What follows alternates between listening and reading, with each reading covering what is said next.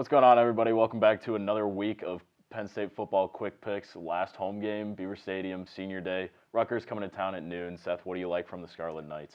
I don't like much, I'm going to be honest. I think on offense, they're pretty one-sided in terms of the fact that they can only run the ball. And it's interesting when you look at Penn State and you see, okay, these guys are almost the complete opposite where, Penn State can throw the ball sometimes. They're a little inconsistent there, but they can't run at all. Rutgers can do some things on the ground, no type of pass game at all.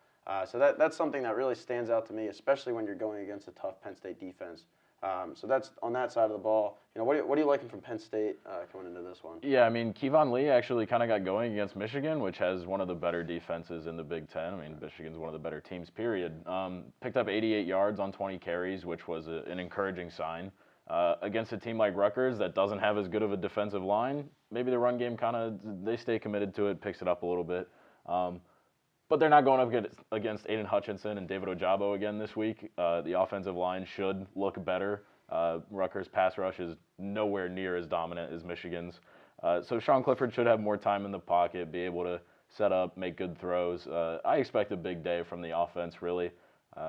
They've struggled to put up, high-power performances, aside from every game except, Villanova and Ball State.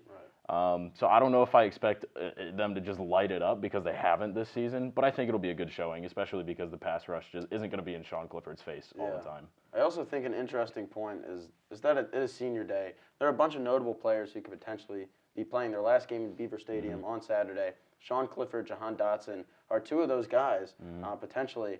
So I think there's something like that. I've seen Sean Clifford after games. He's kind of emotional, especially after Ohio State. He comes out, there are tears in his eyes.